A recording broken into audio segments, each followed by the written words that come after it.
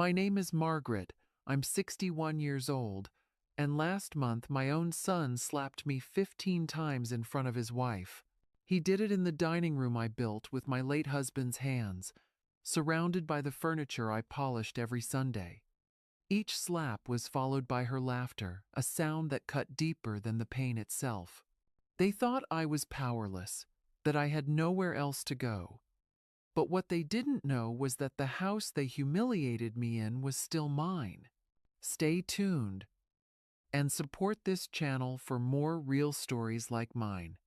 That Sunday had started like any other. The morning sun filtered through the lace curtains, casting soft golden patterns on the kitchen walls. I had woken early, as I always did, to prepare lunch for my son Daniel and his wife Melissa. It was supposed to be a peaceful day, one of those rare moments when families gather, eat, and share simple laughter. I had made his favorite chicken pot pie with extra thyme, just the way he used to love it when he was little. Back then, he'd sit on the counter, swinging his tiny legs, watching me cook and asking if angels ate food too. That memory felt like another lifetime.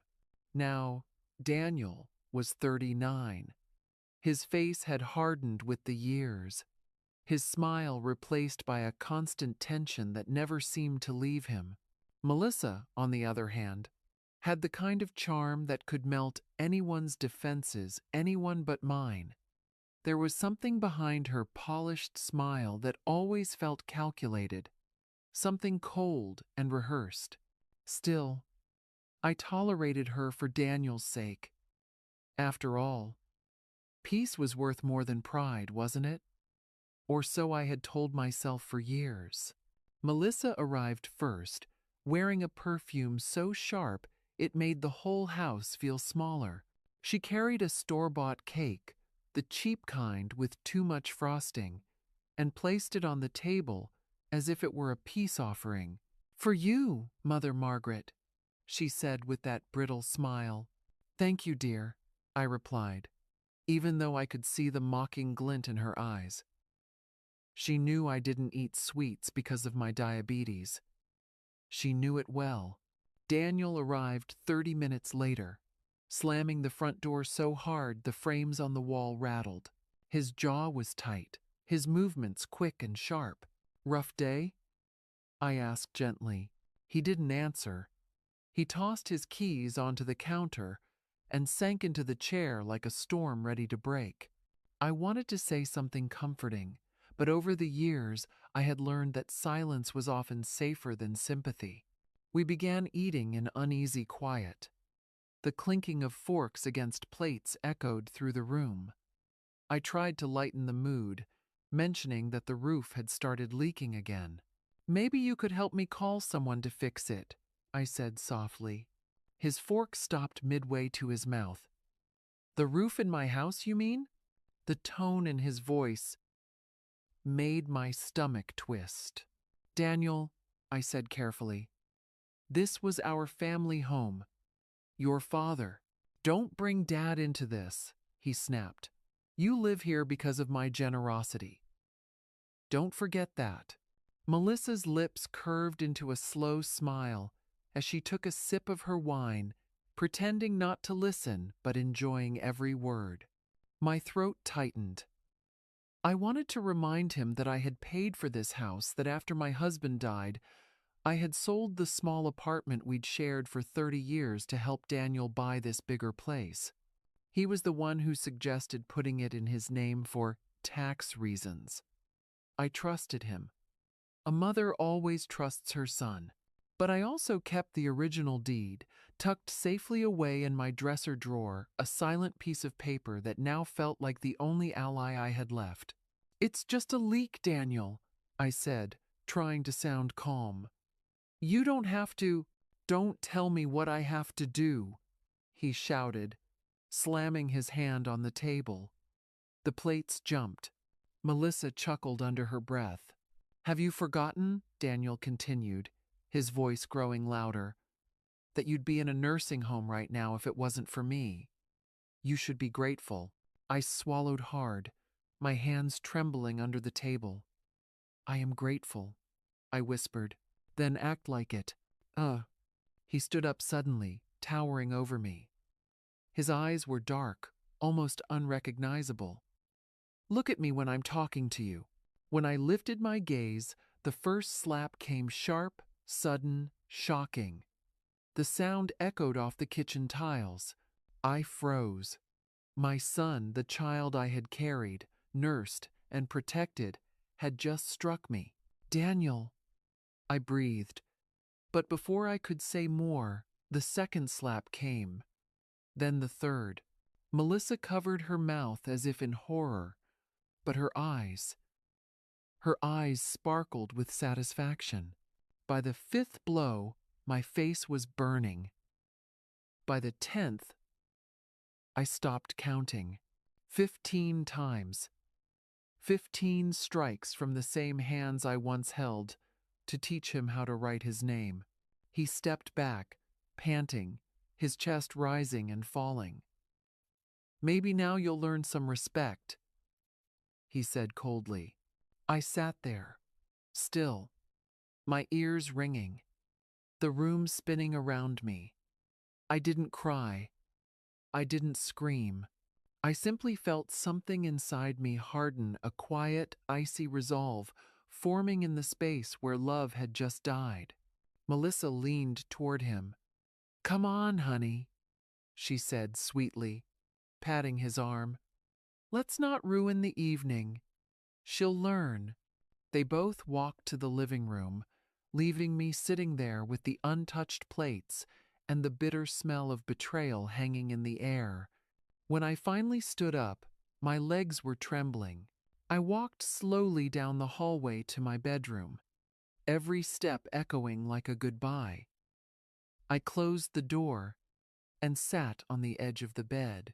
For a long time, I simply stared at my hands.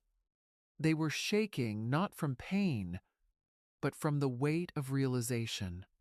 The boy I raised was gone. The man who replaced him was a stranger. I touched my swollen cheek and let the tears fall silently. They weren't tears of weakness anymore. They were tears of clarity. That night, as I lay awake, I remembered the drawer in my dresser, the one where I kept the old folded piece of paper. The house deed, still under my name. They thought they owned me because I lived under their roof. But in truth, they lived under mine. A slow, cold calm settled over me.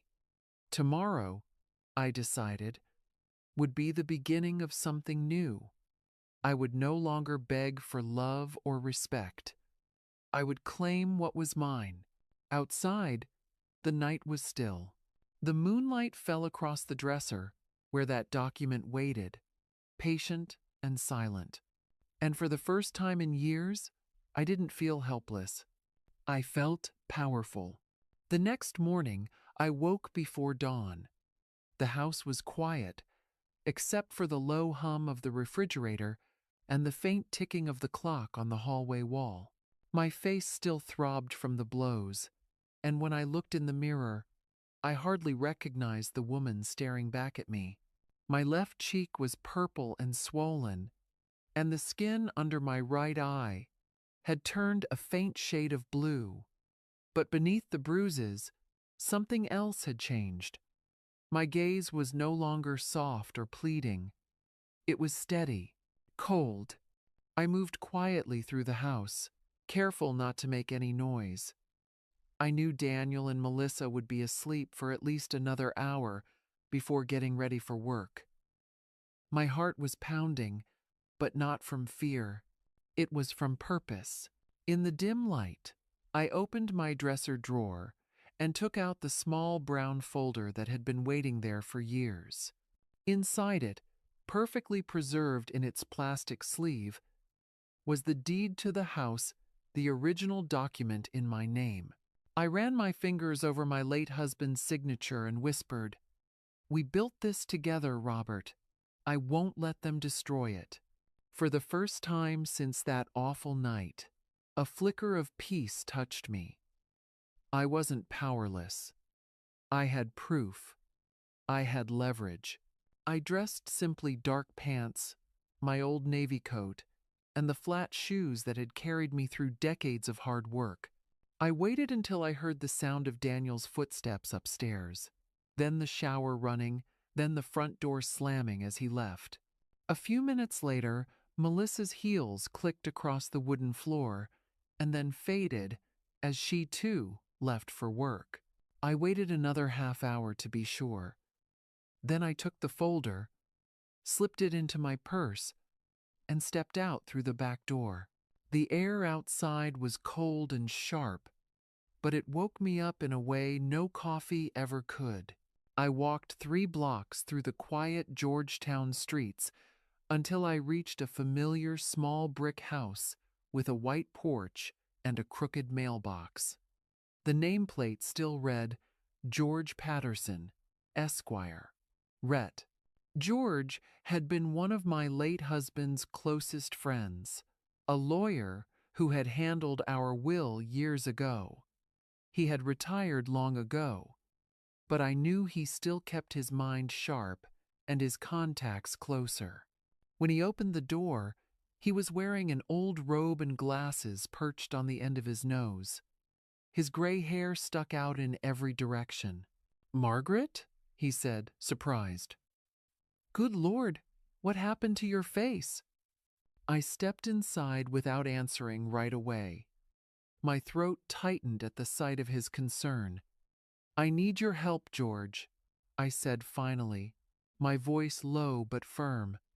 "I need to sell a house." He blinked, confused. "Sell a house? Yours?" "Yes," I said, setting the folder on his dining table. "This one." George opened the folder and looked through the papers. I could see the moment he realized what he was holding. His brows lifted.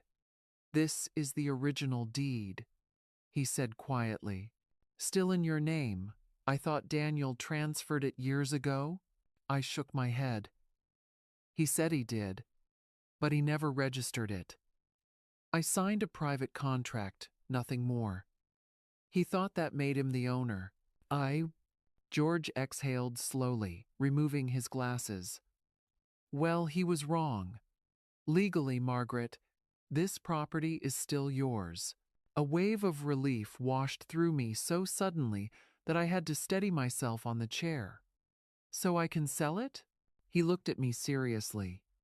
"Yes, you can. But Margaret, are you sure about this? That's your son we're talking about."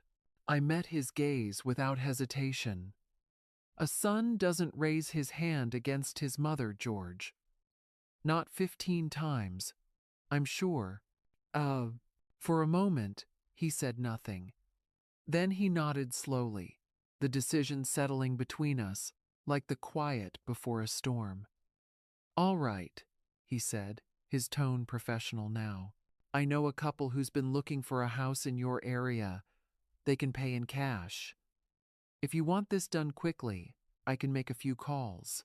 "That's exactly what I want," I said. "I want it done today while they're at work. When they come home, I want them to find strangers living there." "Oh." George hesitated for a second, studying me. "That's quite the statement." "It's justice," I replied simply. Cold, quiet, and overdue. Within minutes, George was on the phone. I sat in silence, sipping the coffee he'd poured me, my hands wrapped around the warm cup to stop them from shaking. He called the couple the Millers, then his friend at the notary office, and finally a moving company.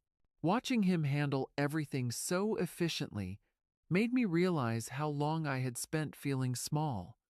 Today, I felt something entirely different capable. By late morning, we were in a small notary office downtown.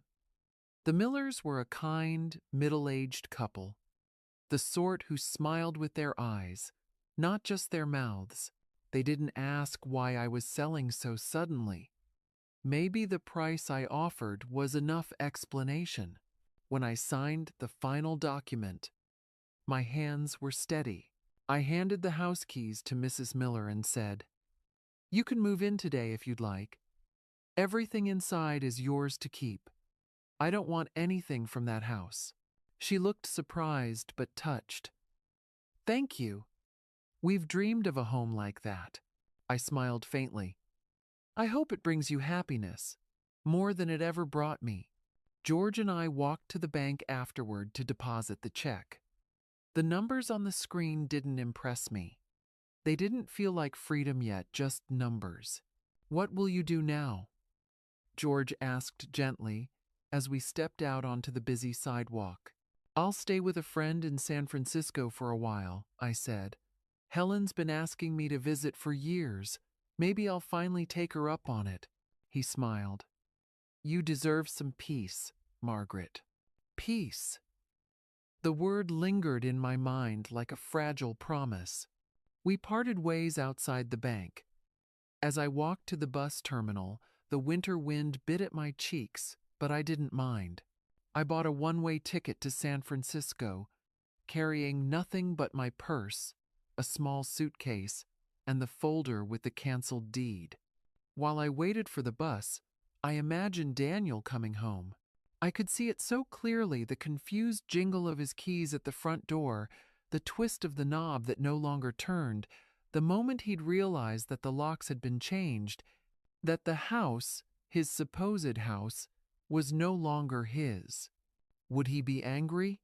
Desperate? Probably both. Should I feel guilty? Perhaps. But guilt had no place left in me.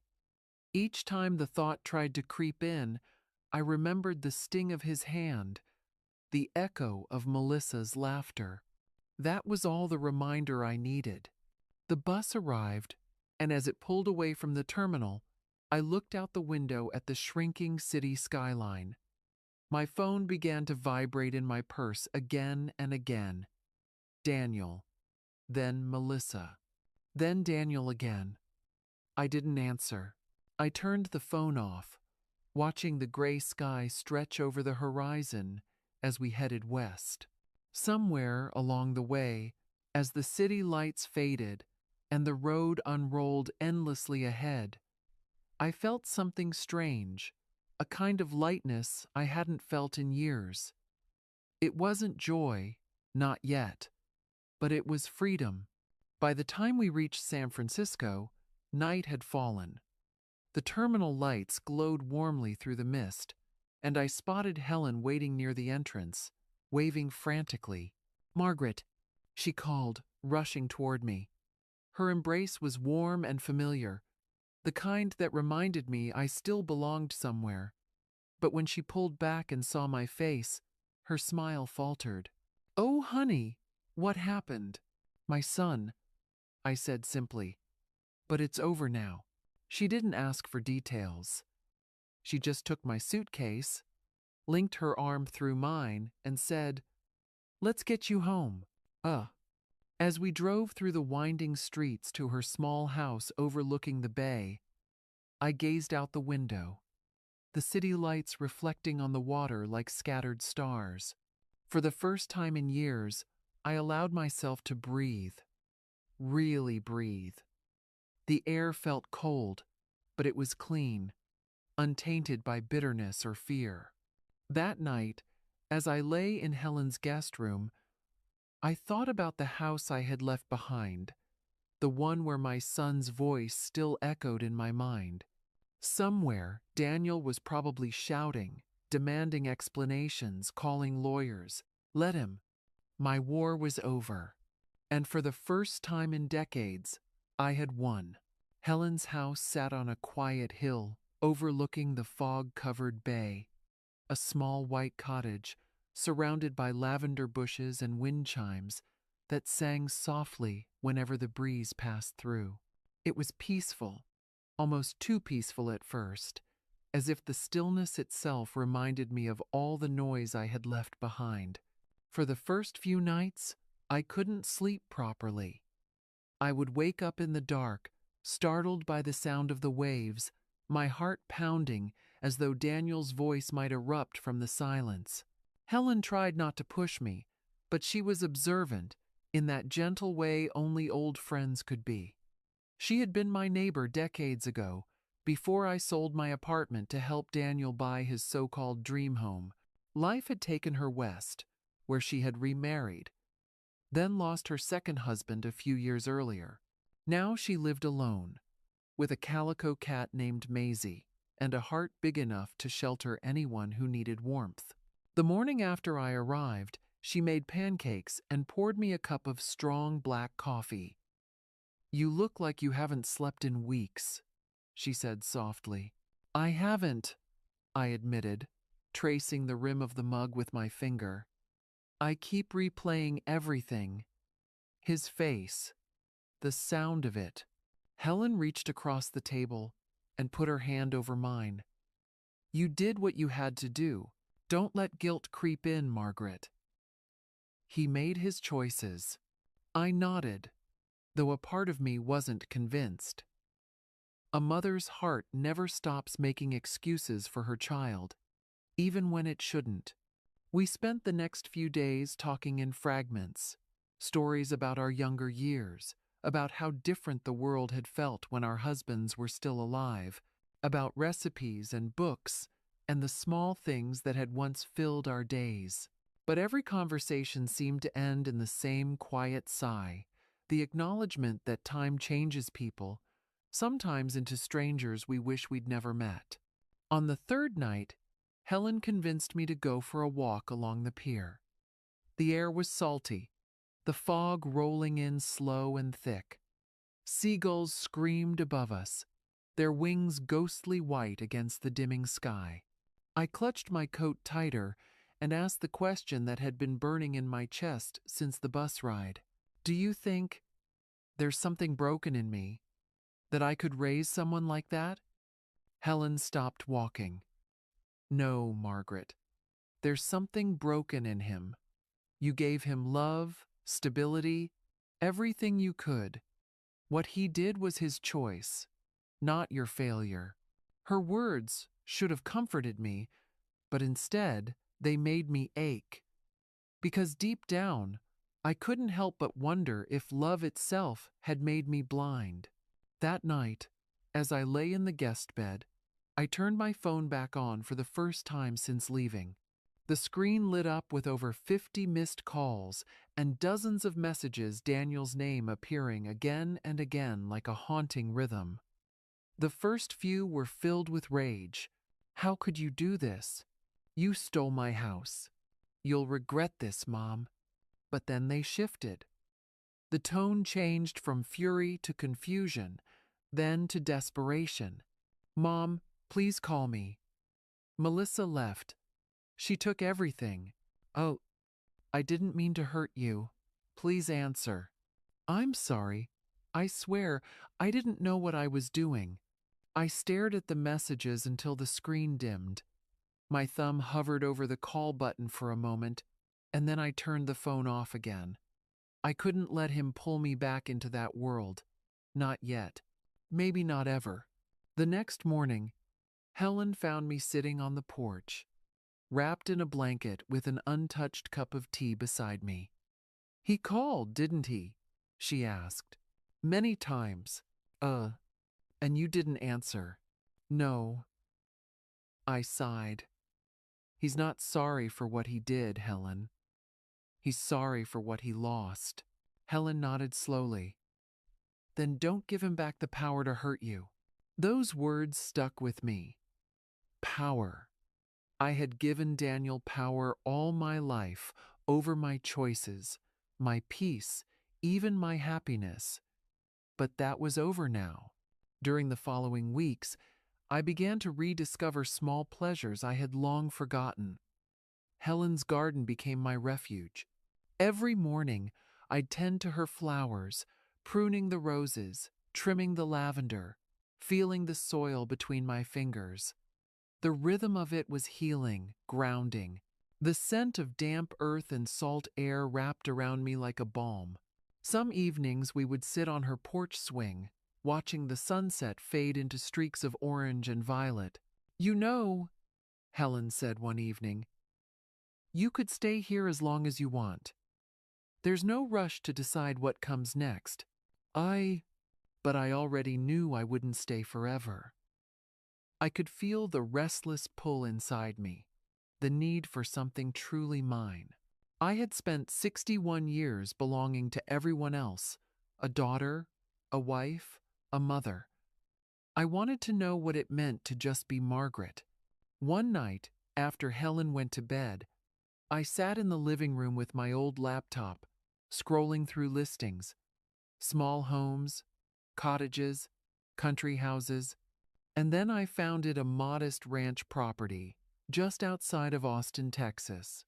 Half an acre of land, a small stream running through the back, and a porch that faced the sunrise. The photos weren't impressive, but something about it called to me. It wasn't luxury, it was peace. The next morning, I showed Helen. I think I found where I want to start over. She studied the photos, then looked up at me, smiling softly. It looks perfect, just big enough for your heart to stretch out again. I don't even know if I can manage a place like that alone. End of 2. Yes, you can, she said, squeezing my hand. You already survived the hardest part. A week later, after a few calls with George to handle the legal and financial side, the property was mine. Just like that, signed, sealed, and truly mine. When Helen drove me to the airport, she hugged me tightly, refusing to let go for a long moment. Call me when you arrive, all right? I will. And Margaret, don't look back. The flight to Texas felt surreal. As the plane cut through the clouds, I watched the landscape shift from the misty blues of the coast to the golden brown fields of the south. My heart was a knot of fear and excitement, two emotions I hadn't felt together in a long time. When I finally reached the ranch, the real estate agent handed me the keys with a warm smile. Welcome home, Mrs. Walker. Home. The word made my throat tighten. The house was small but cozy. 2 bedrooms, a creaky wooden floor, a kitchen that smelled faintly of cedar.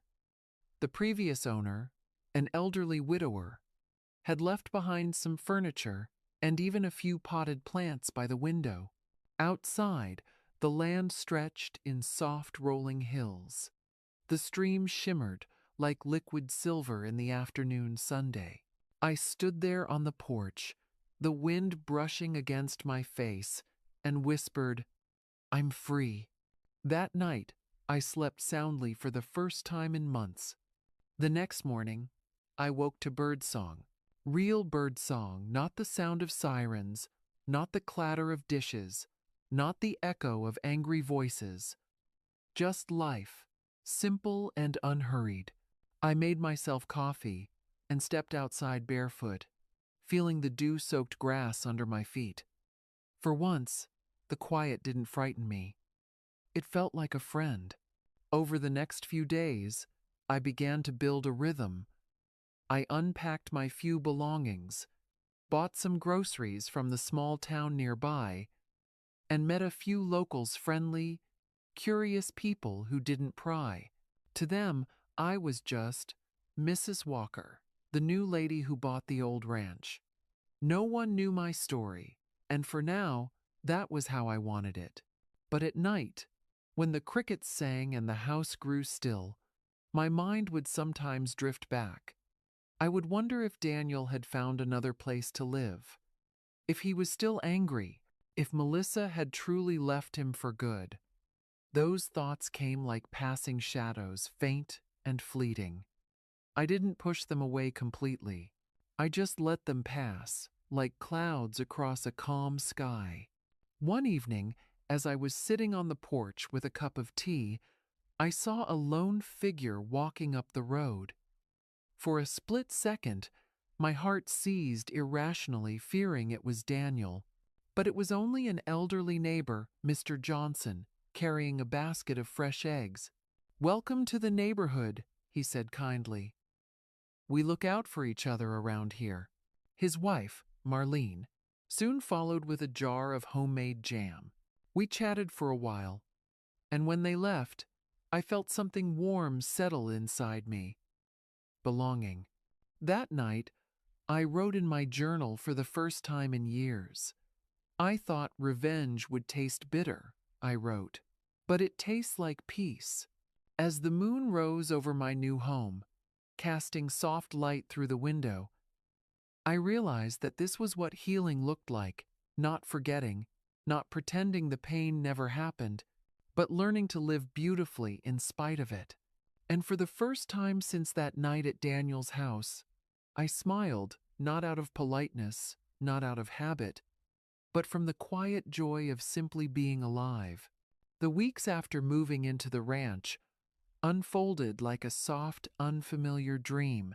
Each morning, I woke to the same symphony, the rooster crowing from the neighbor's farm, the rustle of wind through the pecan trees, the distant hum of life beginning again. I would brew coffee, sit on the porch wrapped in a shawl, and watch the sun rise above the hills. There was something sacred about those early hours, quiet, still, untouched by memory. I had started planting small things, tomatoes, herbs, a few flowers by the front steps. The soil was rough and dry at first, but with time and care, it began to soften. Watching the first green shoots push through reminded me of myself, fragile, uncertain, but alive. My days settled into a gentle rhythm. I'd spend mornings tending the garden, afternoons exploring the trails that wound behind the property, and evenings reading by the fire with a cup of chamomile tea. Sometimes I would write in my old notebook, not about Daniel or the past, but about what I saw, what I felt, and what I hoped to build. Writing, for the first time, wasn't about pain. It was about rediscovering my own voice. The Johnsons, my nearest neighbors, had become dear friends. Mr. Johnson brought me fresh milk every Monday, and his wife, Marlene, would stop by with homemade biscuits and gossip about the small town nearby. They treated me like family, without ever prying into why a woman my age had suddenly bought a ranch alone. It was a kindness I didn't know how to repay, except by offering my company, my cooking, and my gratitude. "You've got a good soul, Margaret," Marlene told me one afternoon as we sat shelling peas on the porch. "You remind me of my sister, always giving too much of herself to others, but you've got that quiet strength too. I can see it in your eyes." Her words warmed me in a way I hadn't expected. For years, I'd been invisible even to myself. But here, surrounded by the hum of crickets and the scent of fresh earth, I was beginning to feel seen again. By the third month, I had stopped checking my phone entirely. It lay forgotten in a drawer, turned off, buried beneath old letters and receipts. I had promised myself that if Daniel truly wanted to make amends, he would find a way to show it, not with words, but with time. Until then, I owed him nothing. Then, one quiet Thursday morning, the past came knocking. I had been out near the back field, trimming the wild grass by the fence, when I saw a car turning down the long dirt road that led to my house. My first instinct was to think it was a delivery truck, or maybe Mr. Johnson coming early with his usual groceries. But as the vehicle drew closer, my heart froze. It was Daniel's car. I stood there, hands gripping the garden shears, unable to move. Time folded in on itself. The air thickened. I could see him through the windshield, thinner than I remembered, his once proud posture replaced by something slumped and weary. The car came to a stop near the porch. He stepped out slowly, wearing jeans and a wrinkled shirt. His eyes scanned the house, then landed on me. For a brief moment, neither of us spoke. The only sound was the wind brushing through the trees. "Mom," he said finally, his voice rough, almost hoarse. I swallowed hard. Don't call me that. My tone surprised even me, calm, steady, but edged with years of unshed anger. He looked as if I had slapped him. Margaret, he corrected quietly, his eyes dropping to the ground. Can I talk to you? What for? I need to explain. He hesitated. A part of me wanted to turn and walk back into the house, lock the door, and pretend he had never come. But another part, the part that still believed closure had value, told me to face him. Fine, I said at last, but you can stay out here. He nodded, stepping closer but keeping his distance.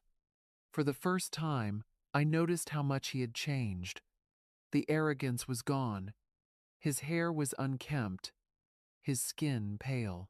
He looked smaller somehow, as if the weight of his choices had physically diminished him.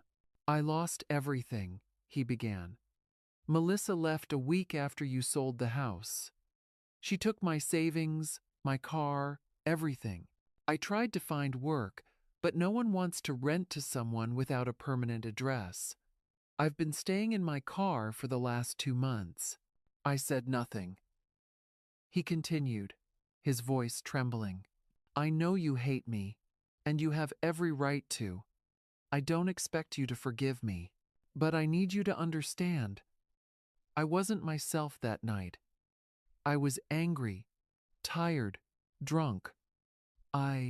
You hit me 15 times, Daniel. The words came out like ice. 15.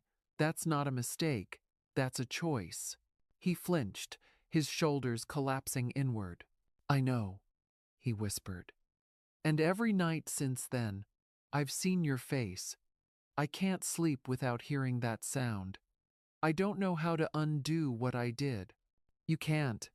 We stood in silence for a long moment. The air felt heavy, thick with memories neither of us wanted to name. Finally, he looked up. I came here because I have nowhere else to go. Please, just for a little while. I need a place to stay until I can find work again. I stared at him, the boy I once swaddled, the man who had once made me proud, now standing before me as a stranger begging for shelter. I wanted to feel pity. I wanted to feel something maternal. But what I felt instead was an old, quiet strength. No, I said softly. His eyes widened. What? You heard me. No. You're 39 years old. You're not helpless. You made your choices, and now you live with them, just like I did. Please, Mom, don't. My voice cut through the air like a blade. You lost the right to call me that when you raised your hand against me. He blinked rapidly, his breath hitching. So that's it? You're just going to abandon me? I didn't abandon you, Daniel. You abandoned yourself the moment you forgot what respect means. His jaw clenched, and I saw the faint spark of anger flare in his eyes again. You have no heart, he spat. You sold my house. It was my house, I interrupted, my voice rising for the first time. My house, my money, my years of work. You took everything I had and still thought you could take more, but not anymore. He stared at me for a long, trembling moment. Then he said, bitterly, You'll die alone out here. Maybe.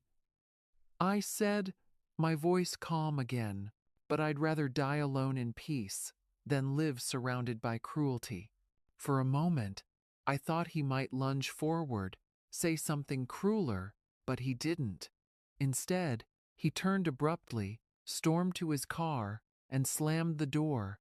The tires kicked up dust as he sped down the road, leaving nothing but silence and the faint echo of his engine behind. When the sound finally faded, I let out a shaky breath I hadn't realized I was holding. My hands trembled, and my knees felt weak. I sank onto the porch steps, staring out at the horizon until my vision blurred.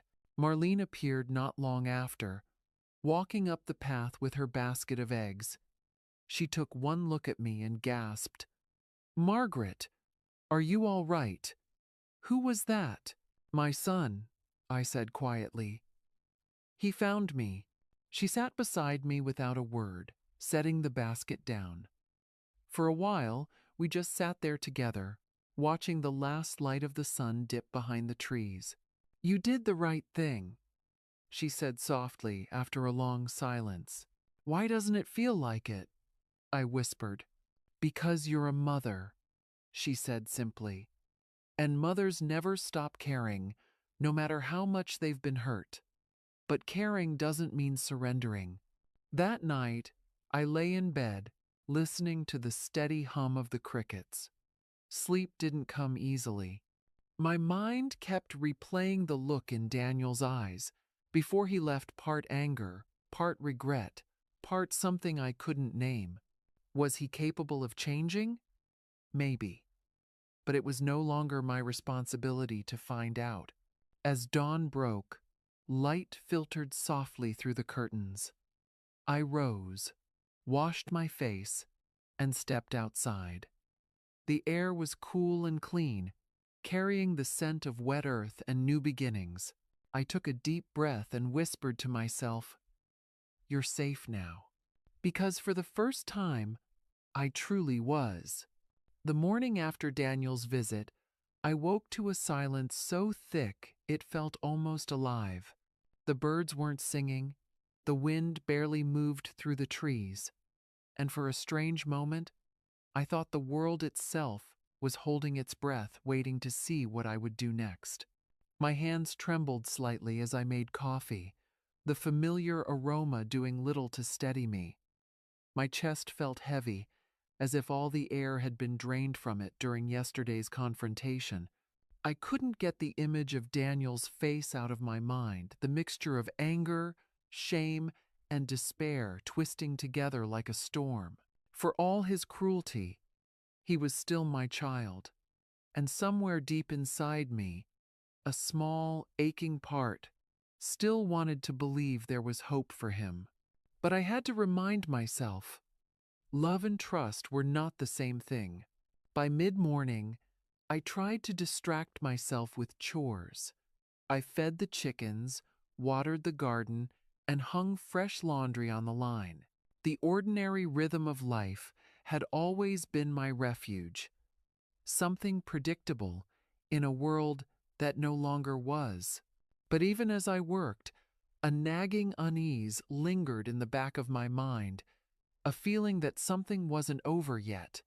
That afternoon, as I was arranging flowers on the kitchen table, the phone rang. It startled me. Very few people had my new number, only George, Helen, and the Johnsons. My heart quickened as I picked up the receiver. Margaret Walker speaking. Olivia, a familiar male voice said, though older, rougher. "It's George." Relief washed over me. "George, thank goodness. I was just thinking of calling you." His tone was measured, careful. "I wish I were calling with good news. Your son came to see me." I froze, gripping the edge of the counter. "Daniel?" "Yes. He's angry. He says you tricked him, that you weren't in your right mind when you sold the house." I closed my eyes, taking a long, slow breath. "He's going to try to sue me, isn't he?" "That's what he said," George confirmed. "But don't panic. Legally, he doesn't have a leg to stand on. The deed was in your name, and you were of sound mind when you signed the sale. I kept copies of all the documents and the notary statements. You're completely protected." "Then why do I feel so terrified?" I whispered. "Because he's your son," George said gently. "You've spent a lifetime forgiving him, protecting him, hoping he'd change. Now, you're protecting yourself, and that's a new kind of courage." I sat down slowly, the weight of his words sinking in. "I don't want to live in fear again, George." "You won't," he assured me. But be careful. Desperate people can do foolish things. Keep your doors locked. Don't open them unless you know who's there. And if anything feels wrong, call the sheriff. After we hung up, I sat in silence for a long while, staring at the cup of tea I hadn't touched. Fear crept up my spine like an old ghost, familiar, unwanted, persistent. I hated that he could still reach me this way, even from miles away. That evening, Marlene stopped by with her husband. She took one look at my face and frowned. Something's wrong, isn't it? I hesitated, then nodded. Daniel's trying to sue me. Mr. Johnson whistled low. Over the house you bought with your own money? That boy's out of his mind. He's angry, I said quietly. He wants to punish me for standing up to him. Marlene reached across the table and covered my hand with hers. He can't hurt you anymore, Margaret. You're safe here. We'll make sure of it.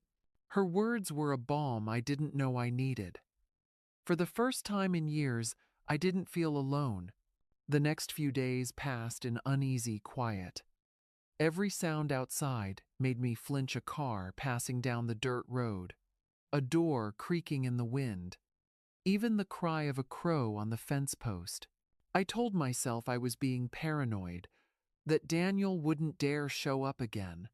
But the fear lingered like the faint scent of smoke long after a fire's gone out.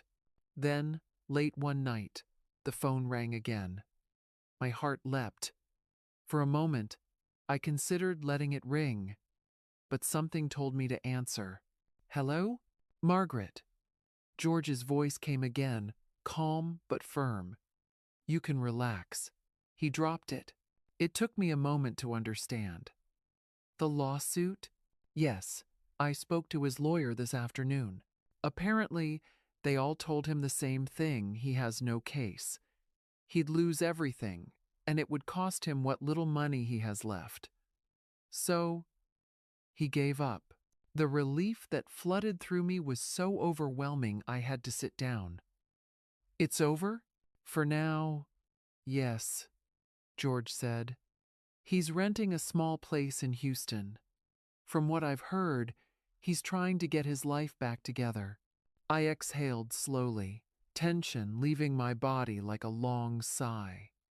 Thank you, George, for everything. He paused. Margaret, may I say something?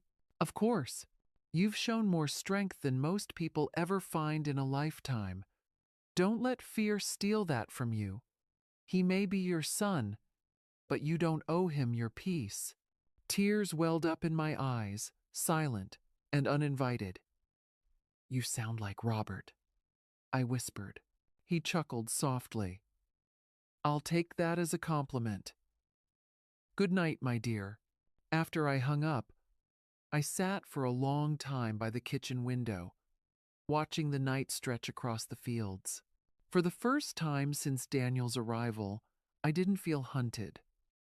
The shadows outside were just shadows again, not threats. The quiet wasn't oppressive anymore. It was comforting. That weekend, I decided to take back my life completely. I baked bread for the first time in years, filled the house with the scent of rosemary and warmth, and even invited the Johnsons over for lunch. We sat on the porch, eating and laughing, the sound of our voices echoing softly through the open air. At one point, Mr. Johnson leaned back and said, You know, Margaret, this place suits you. It's like you've always belonged here. Maybe I have, I said with a smile. Maybe I just had to lose everything first to find where I was meant to be.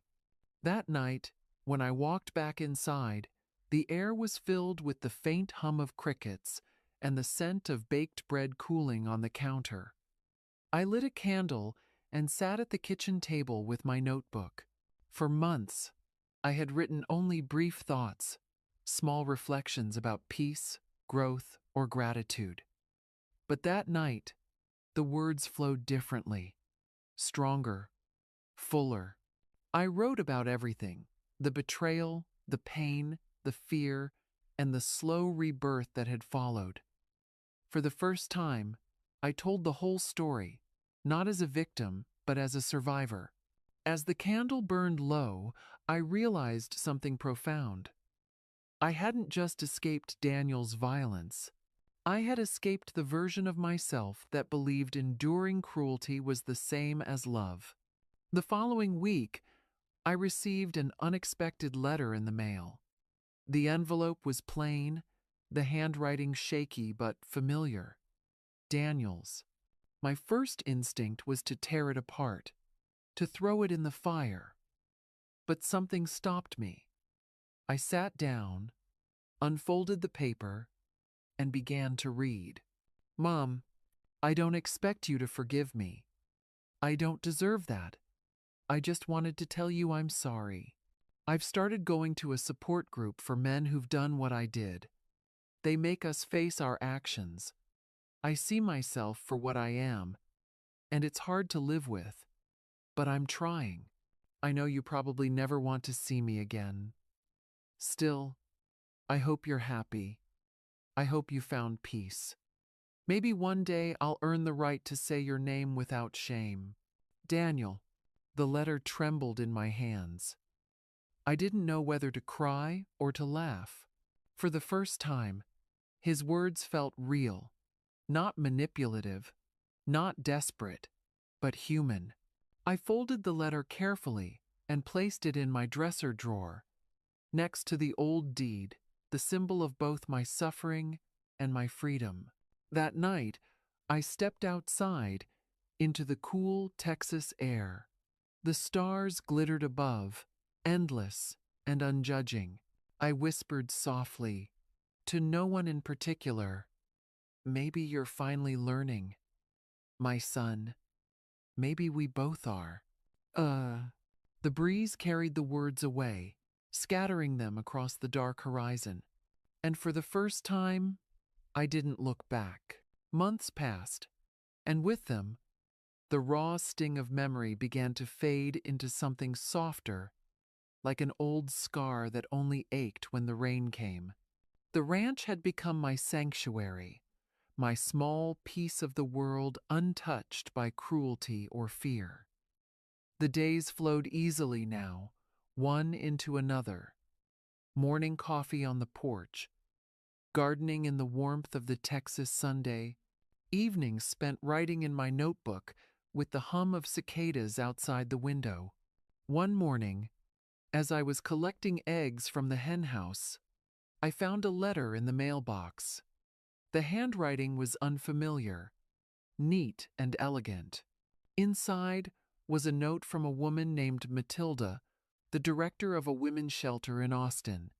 She had somehow read my story, not my journal version, but the short essay I'd written months earlier, and quietly submitted to a local newspaper under a pseudonym. Her words were warm and earnest. Dear Mrs. Walker, your story reached our shelter last month. We've read it aloud to some of the women here. Mothers, daughters, grandmothers, all of them trapped in silence until they heard about you. You have no idea what your courage has done for them. Would you consider visiting us sometime? I believe your voice could help others find their own. With gratitude, Matilda. I must have read that letter a dozen times. The idea of speaking publicly terrified me. But there was something in Matilda's words that stirred something deep inside me, a sense of responsibility, maybe even purpose. For the first time, my pain wasn't just a private wound. It could be a light for someone else. When I told Helen about it over the phone that evening, she was thrilled. Of course you should go, she said. If your story helped one woman escape the kind of life you did, then it's worth it. I don't know if I'm ready, I admitted. Helen's voice softened. You don't have to be ready, Margaret. You just have to be honest. 2 weeks later, I drove to Austin. It was a bright, cloudless day. The shelter was a modest 2-story building, painted a cheerful shade of yellow, with a small garden in front, filled with wildflowers. Matilda met me at the door, a tall woman in her 60s with kind eyes and silver-streaked hair tied back in a bun. "Mrs. Walker," she said warmly, taking my hands. "Thank you for coming. Please, call me Margaret." She led me through the building's small bedrooms, a shared kitchen, a playroom for children. Women of all ages moved quietly through the halls, some avoiding eye contact, others offering tentative smiles. I recognized something in their faces, that same mixture of exhaustion and fragile hope I once saw in the mirror. We gathered in a small common room where a dozen women sat in a circle. Matilda introduced me and explained briefly who I was. I felt their eyes on me, curious, cautious, expectant. I took a deep breath and began to speak. "At 61, I said, my voice trembling at first. "I thought my life was already written. I thought I was too old to start over. I was wrong."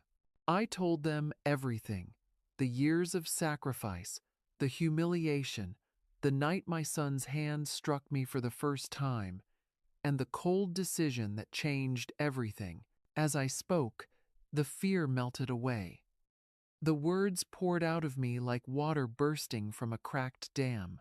When I finished, the room was silent. Then a young woman with bruises, still faintly visible on her arms, raised her hand. "How did you find the strength to leave?" she asked softly. "I didn't find strength first," I said. "I found dignity. Strength came later, after I realized I deserved better." Another woman, older, whispered, "Did you forgive him?" That question lingered in the air. I thought of Daniel's letter in my drawer, his shaky handwriting, his confession. "I don't know if forgiveness is the right word," I said finally. "I understand now that he's trying to change, and that's enough for me. But forgiveness doesn't mean forgetting. It just means I no longer let what he did define who I am." After the session ended, several women hugged me, some crying openly.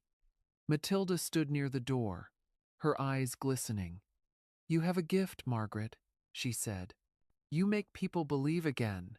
On my drive back to the ranch, I felt lighter, not because I had erased the past, but because I had given it purpose. That night, I opened my notebook and wrote the words that would later become the title of my book, "Starting Over at 61. I wrote every evening for months, pouring everything I'd learned into those pages, not as a confession, but as a guide. I wrote about silence and survival, about finding strength when no one believes in you, about the quiet revenge of living well. When I sent the finished manuscript to Helen, she passed it to a friend who worked for a small publishing house in San Francisco. To my surprise, they wanted to publish it. "Your story," the editor said over the phone, "isn't just powerful, it's necessary. There are women everywhere who need to know it's not too late." Andrew Crand. 6 months later, I stood in a small bookstore in downtown Austin for my first book signing. I was nervous, my hands trembling as I arranged copies on the table. The room filled quickly, mostly women, some with gray hair like mine, others much younger, all of them carrying something heavy in their eyes. When it was my turn to speak, I began with a simple truth. Healing doesn't erase the past, it builds something new on top of it. I'm not here to tell you how to forgive. I'm here to remind you that you have the right to begin again. As I spoke, I saw nods, tears, quiet smiles. For the first time, I wasn't just telling my story, I was watching it ripple outward, changing others the way it had changed me. After the event, as people lined up for autographs, I noticed someone standing near the back of the room, motionless, uncertain. My breath caught. Daniel. He looked thinner, older. His hair had grayed at the temples. and there were dark circles under his eyes. In his hands, he held a copy of my book. Our eyes met across the room, and for a moment, everything stopped. The crowd, the noise, the rustle of paper, all of it faded. He didn't move closer until nearly everyone else had left. When he finally reached me, he placed the book on the table. "I read it," he said quietly. "Twice." I stayed seated, my pulse steady but my heart uneasy. "Why are you here, Daniel?" He swallowed hard. "To say I'm sorry. Really sorry. I know that doesn't fix anything, but I had to tell you face to face." I studied him. He wasn't the man who once towered over me in anger. His voice shook. His eyes carried something I had never seen in them before: humility. He reached into his jacket and pulled out a white envelope. "It's not much, but I've been saving. I want to repay you for the house." "I don't need your money," I said quietly. "I know," he replied, "but I need to give it." Something inside me softened, just slightly. "If you really want to make it right," I said, "donate it to the women's shelter in Austin. They need it more than I do." He blinked, then nodded slowly. "I'll do that." We stood in silence for a moment. Then, almost timidly, he said, "I'm going to a support group. For men like me. I don't expect you to believe me, but I'm trying." "I believe you're trying," I said. "And that's a start." "Oh." He looked up, surprised by my calm. "You're different," he said. "I am," I replied. "Because for the first time in my life, I chose myself." He nodded, his eyes glistening. "I'm glad you did. You deserve to be happy." He turned to leave, but paused at the door. "Goodbye, Mom." The word hit me like a whisper carried on wind, gentle, uncertain, but no longer heavy. I didn't respond until after he was gone, and even then, it came out softly, meant more for me than for him. "Goodbye, Daniel." When the door closed behind him, Helen placed a hand on my shoulder. "Are you okay?" I nodded slowly. "Yes, for the first time, I think I am." That night, back at the ranch, I sat on the porch watching the stars. Popcorn, the caramel-colored stray dog I'd adopted weeks earlier, lay at my feet, snoring softly. The Texas night hummed with the sound of cicadas and distant frogs. I opened my notebook one last time and wrote, "Forgiveness is not a gift for others. It's the freedom we give ourselves." I closed the book, leaned back in my chair, and let the cool night air wash over me. The past no longer hurt. It had simply ended. If there's one thing I've learned through all of this, it's that pain has a strange way of teaching us who we really are. For so many years, I thought being a mother meant sacrificing everything: my time, my voice, even my dignity. I believed that if I just kept giving, love would eventually come back to me. But love doesn't grow in the shadows of silence. It grows in the light of respect. When Daniel raised his hand against me, he didn't just break my trust, he shattered the illusion that love without boundaries can survive. And as painful as that night was, it became the beginning of my rebirth. Because sometimes, the moment you think your story is ending is the moment it finally begins. I want every woman who hears my voice to know this. You are not too old to start over. You are not too broken to heal. You are not too late to choose yourself. Whether you are 20, 40, or 61, it is never too late to take back the pen and rewrite your story. Strength is not the absence of fear. It's the decision to stand anyway, trembling, uncertain, but standing all the same. I didn't wake up one day brave. I woke up tired, tired of hurting, tired of being small, and that exhaustion became my courage. Today, I live in peace. The air smells of rosemary and rain. The sun rises gently over my porch, and sometimes I catch myself smiling for no reason at all. I've learned that forgiveness is not about erasing the past. It's about freeing yourself from it, about letting the wound close, even if the scar remains. And when I look back on my journey, I don't see a victim anymore. I see a woman who survived, who rebuilt, who found her voice again, and who finally learned that loving herself was not selfish, but sacred. If my story has touched you, if it made you think, or helped you breathe a little easier, stay with me. There are more stories to tell, more hearts to heal, more reminders that you are not alone. So take a deep breath, and don't forget to support this channel.